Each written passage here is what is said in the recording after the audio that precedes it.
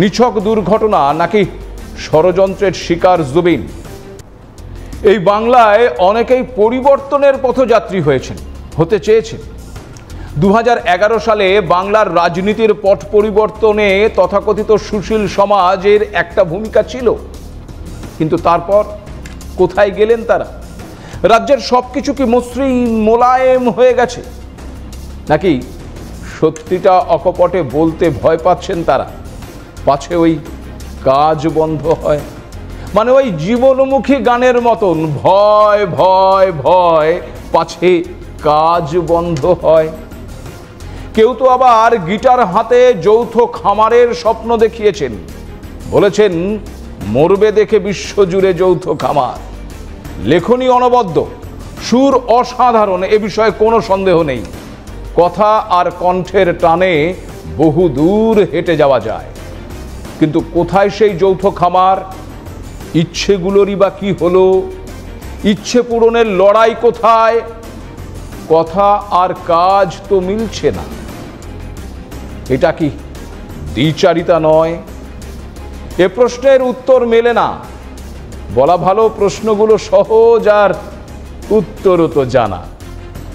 এরা এদের গানে মানুষের হৃদয়ে দোলা দিয়েছেন ঠিকই, তরুণদেরও পাগল করেছেন বটে, কিন্তু কেউই ওই সিস্টেমকে বদলানোর চেষ্টা করেছেন কি?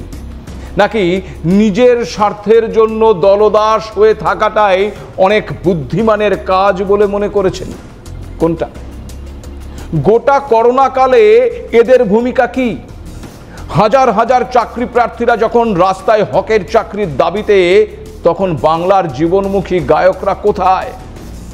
দুর্নীতির জাতাকলে পিষ্ট হয়ে যখন 26,000 শিক্ষক চাকরি হারালো, তখন কোথায় জুবিনের সমসাময়িক এ বাংলার তথাকথিত প্রতিবাদী গায়করা? কি ভূমিকা তাদের? জুবিনের মৃত্যুতে গোটা অসমের মানুষ নেমে এসেছিল পথে। এত ভিড় কেন? দেখুন, ভিড় হতেই পারে, কিন্তু সেই ভিড় কেন? শুধুই কি একজন জনপ্রিয় গায়ক মারা গেছেন বলে? নাকি এমন একজন চলে গেলেন যার যাওয়াকে প্রত্যেকে নিজের চলে যাওয়া বলে মনে করছেন? অসমের প্রতিটি মানুষ কি নিজেকে একজন জুবিন বলে মনে করছেন? তাই কি জুবিনের বিদায় অসমের আত্মার বিদায় হয়ে উঠেছে? তাই কি 3 জন তরুণ জুবিনের শোকে আত্মহত্যার চেষ্টা করলেন? তাই কি কলেজ ছাত্রী থেকে বৃদ্ধ, পুলিশ থেকে নার্স, ধনী থেকে গরিব, প্রায় 17 লক্ষেরও বেশি মানুষ চিৎকার করে কাঁদলেন জুবিনের অকাল প্রয়াণে? অথচ উল্টো দিকে দেখুন, যে মানুষটা নিজেকে অর্ধেক বাঙালি বলে মনে করত, যে মানুষটার একের পর এক বাংলা গান সুপারহিট, সেই মানুষটার চলে যাবার পর কি চোখের জলে ভেসেছে টালিগঞ্জ? কোনো স্মরণ সভা হয়েছে? নাকি বোঝে না, সে বোঝে না, টালিগঞ্জ এসব বোঝে না, এই বিষয়টা আগেই বুঝেছিলেন ওই জুবিন। তাই কি বাংলা গান থেকে নিজেকে অনেকটাই সরিয়ে নিয়েছিলেন? যে জনপ্রিয় বাংলা তারকার প্রায় সব গান জুবিনের গলায় সুপারহিট হয়েছে, বলা ভালো জুবিনের গানই যাকে এ বাংলায় তারকা বানিয়েছে, তিনি জুবিনের মৃত্যুতে ওই সোশ্যাল মিডিয়ায় 1 লাইনের শোক প্রকাশ করেই দায় সেরেছেন। একবার অসমে গিয়ে তার পরিবারের পাশে দাঁড়ানোর প্রয়োজন বোধ করেছেন কি? ভুলে গেলেন কি করে যে তার ছবি ওই অসমিয়ারাও দেখেন? অন্যদিকে জুবিনকে দেখুন, অসমের শাসক বিরোধী সবার বিরুদ্ধে অকপটে নিজের অবস্থান স্পষ্ট করেছেন জুবিন। যে অসমে সিএ এর বিরুদ্ধে প্রতিবাদে অন্যতম মুখ ছিলেন এই জুবিন। সকল শ্রেণীর মানুষকে কোনো রকম হিংসা ছাড়াই এই সিএ আন্দোলনে যোগ দিতে বলেছিলেন জুবিন। বন্যার সময় জুবিন বন্যার্তদের জন্য অর্থ সংগ্রহের ক্ষেত্রে অগ্রণী ভূমিকা পালন করেছিলেন। এমনকি তহবিল সংগ্রহের জন্য ফুটবল ম্যাচ পর্যন্ত আয়োজন করেছিলেন। কখনো আবার ওই গুয়াহাটির কামাখ্যা মন্দিরের পশু বলি বন্ধ করার পরামর্শ দিয়েছেন। বিতর্ক হয়েছে জুবিনের বক্তব্যকে নিয়ে, কিন্তু নিজের অবস্থানের সাথে আপোষ করেননি জুবিন। আর সেই জুবিনের মরদেহ আনা থেকে শেষকৃত্য সম্পন্ন করার সব রকম ব্যবস্থা করলেন কে? না, বিজেপি শাসিত অসমের মুখ্যমন্ত্রী। শুধু তাই নয়, খোদ অসমের মন্ত্রিসভায় শোক পালন করা হয়েছে এই জুবিনের জন্য। পালন করা হয়েছে 3 দিনের রাষ্ট্রীয় শোক।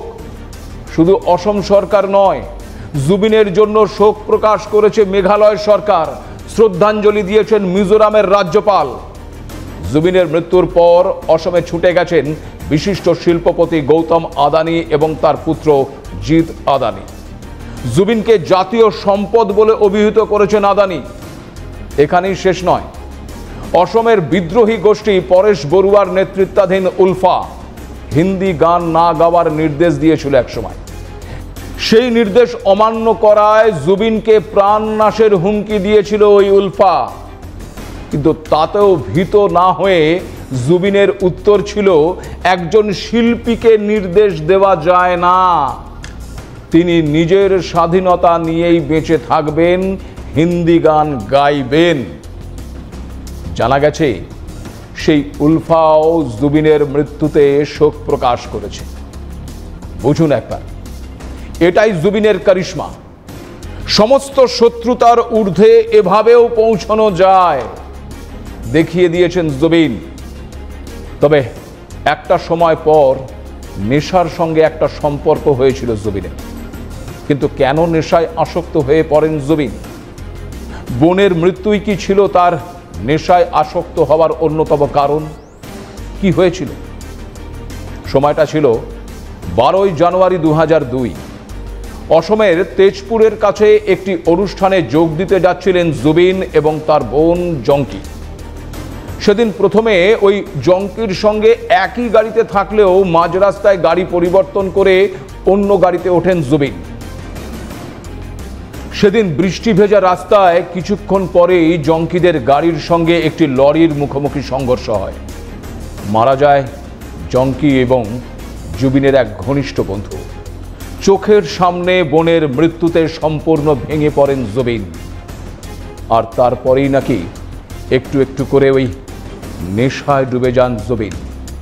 এই নেশার কারণে শেষের দিকে বেশ কয়েকবার সমালোচনার মুখেও পড়তে হয়েছে এই জুবিনকে। যারা সেদিন সমালোচনা করেছিলেন তারাও কি ছিলেন জুবিনের শেষ যাত্রার মহা মিছিলে? হয়তো ছিলেন, কারণ মানুষটির নাম তো জুবিন গার্গ। নিজেই নিজেকে সব সমালোচনার ঊর্ধ্বে নিয়ে গেছেন। তবে ওই জুবিনের মৃত্যু নিয়ে কিছু প্রশ্ন এখনো থেকে গেছে।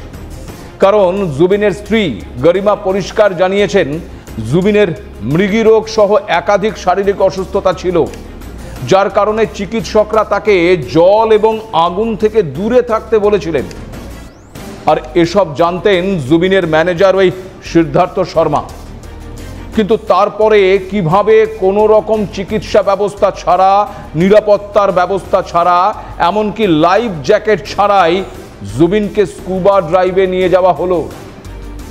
গোটা বিষয়টাই যে গাফিলতি ছিল তা বলেছেন খোদ জুবিনের স্ত্রী।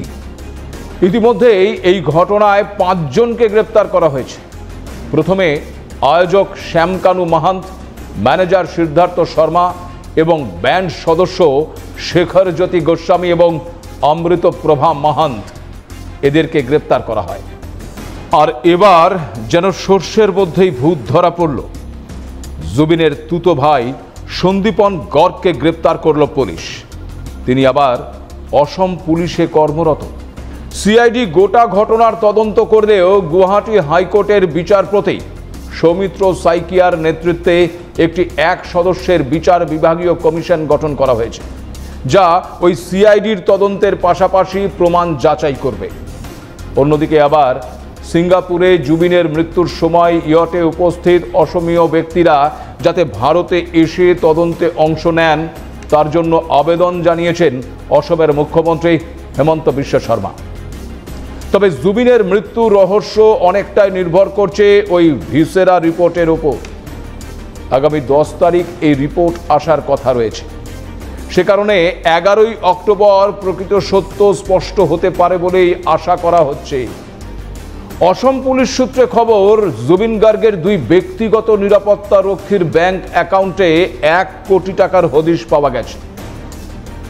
মৃত্যুর সত্যতা যাই উদ্ঘাটিত হোক, এই সত্যকে কেউ খণ্ডাতে পারবে না যে জুবিন তার জীবন বোধ দিয়ে দেখিয়ে গেলেন, মানুষের সাথে নিজেকে যুক্ত করতে পারলে অসমের মতন একটা ছোট্ট রাজ্যে থেকেও বলিউডের বড় বড় তারকাদেরও টপকে যাওয়া যায়। মঞ্চে দাঁড়িয়ে বড় বড় বকুনি দিলেই হয় না, শুধু জীবনমুখী গান গাইলেই হয় না, সমাজ বদলাতে হলে পথে নামতে হয়, আর শিরদাঁড়াটা সোজা রেখে আপোষহীনভাবে নিজের অবস্থানে অনড় থাকতে হয়।